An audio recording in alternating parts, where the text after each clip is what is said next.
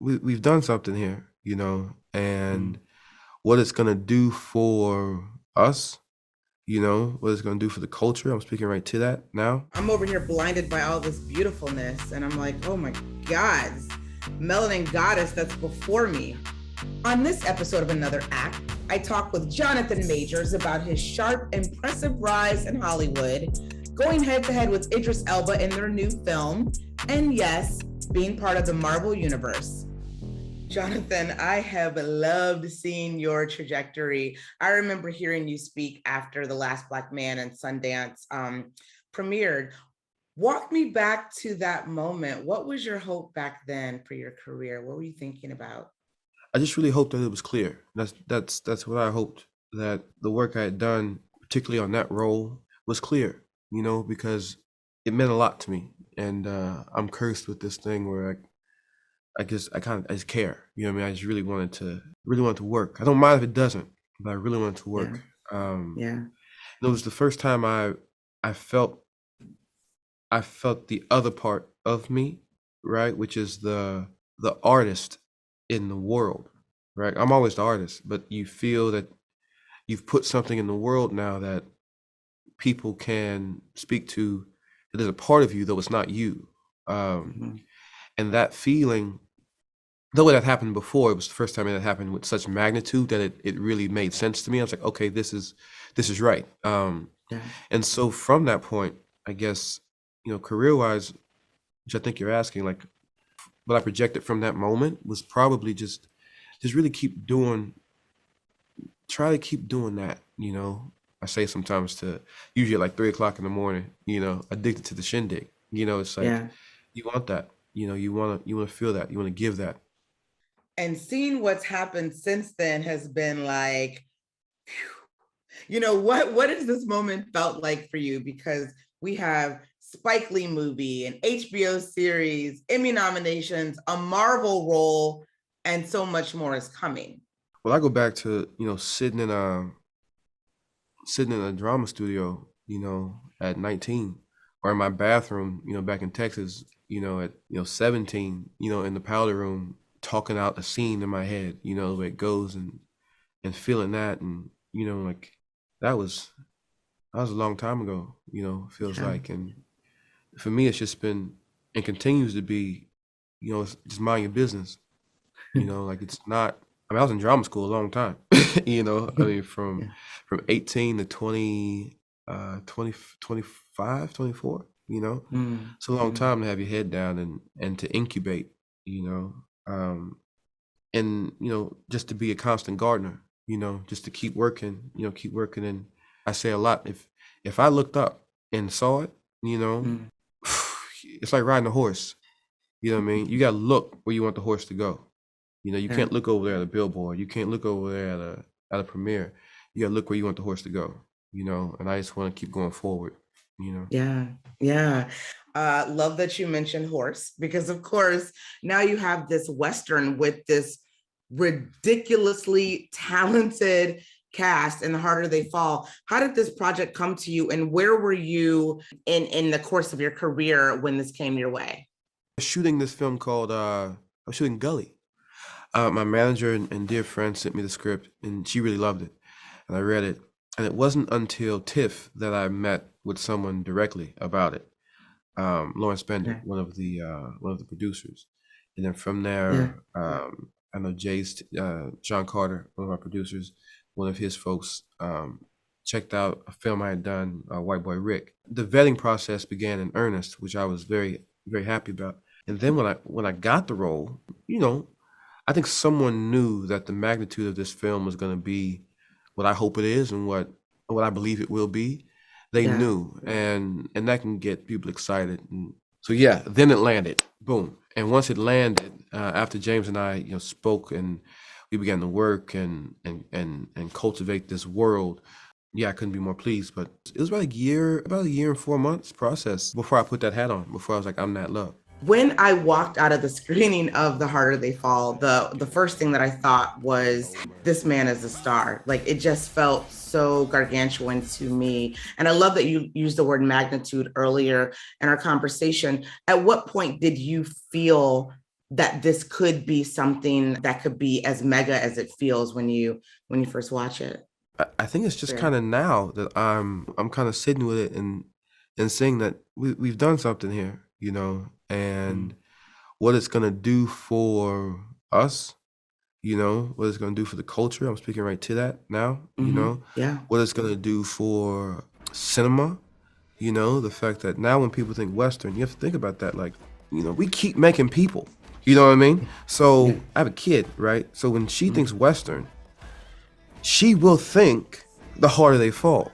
It'll be Yeah. in her canon as a viewer, as a citizen, and that in and of itself, that like, oh, and it is wicked, it is truthful, it is honest, it is black, it is American, it is international, it is all these things, Mm, it ticks so many boxes that it explodes the box of something like that, and I'm a part of it in a little bit, so it's great, and I think it's just now, mm, again, because I'm here, yeah. speaking to people, and feeling that it's made an impact on them, that I go, all right.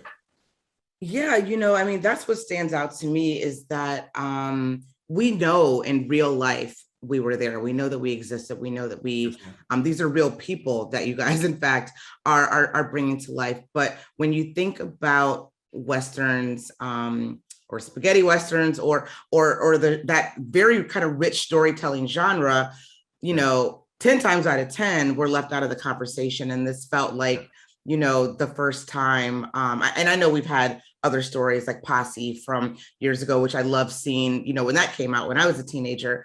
But right, but this also, it still has been more than 20 years, since we've had a right, moment like that. right. And we know, like I said, that we were there. That had to stand out to you, for Mhm. the script, but certainly for the story in totality, because I would imagine that you've never seen something like this before. Tell me about that. Yeah, I've not seen anything like this before. I mean, if I wasn't in the film, I would be dying to see it. Yeah. I'd probably be dying to see it more if I wasn't in the film. Truth be Yeah. told. Um, but no, you're absolutely right. And there's a certain aggression to it. To making something like this. There's a certain uncovering that Mm, comes. There's a certain setting it right. Making it truthful, right? mm, That comes with mm, something like this, and you realize, we realize, I realize in this moment that there are so many other worlds that we've been um, kept out of. Not just yeah. us, but any other minority has been kept out of.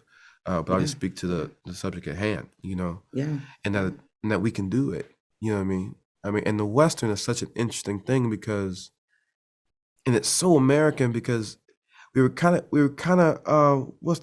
of Jim Crowed out of it. We were kind of segregated out of it, weren't we?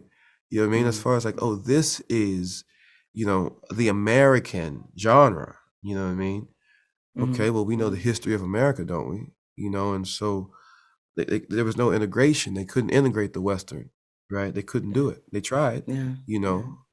Posse was more protest, right? And thank Yeah. God for Posse, right? Because now we Yeah. can do this without any conversation. You Right. know, I know you've realized that we don't say the N word in The Harder They Fall. It definitely stood out to me, and that felt like a choice, and it felt very important too. Yeah. And I say that because it's not in conversation with anything else, Mm, right? It isn't in reaction to anything else. It's mm, not a black Western, though it is. It's a Western told through the African American diaspora. That in and of itself is genre bending and genre expanding, in a way. We're not breaking the genre with Harder They Fall. We're actually saying, oh, we got all this over here too that we can all get together and build on. yeah. And there's power in that, you know. Yeah. How did this experience change things for you moving forward? Whew. It's funny, it all kind of connects together, like for instance, working with Lindo, right? So Mm, the cast we had in the Five Bloods, right? Again, powerhouse cast. one of the most beautiful ensembles I've ever worked with, right? Mm. So you have that where I'm a very important part to this ensemble, right? And I'm contributing to the ensemble, and I'm working with these giants, right? With these theatrical, cinematic gods, right? When we wrapped the Five Bloods, I then went off to begin Lovecraft Country, in which it was now on me to lead an ensemble of that same magnitude, right? Yeah. In a TV show. And so now I'm learning from that, right? So my coach was Spike and Delroy in the Five Bloods. Then I get fortunate enough to work with Courtney B. Vance and Michael K. Williams, right? And Journey Smollett.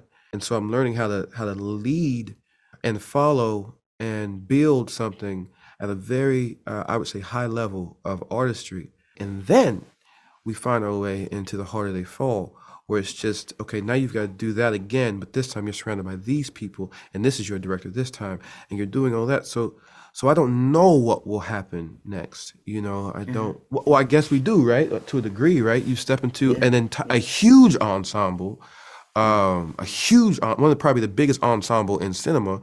That was the MCU, right? You step into that world, and then you have to renegotiate all of that, because it's career and art, and experience and storytelling.